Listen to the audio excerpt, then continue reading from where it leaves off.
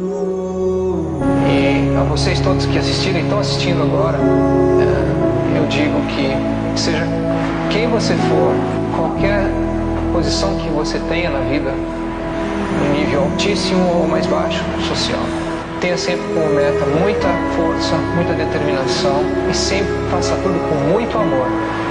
e com muita fé em Deus, que um dia você chega lá, de alguma maneira você chega lá.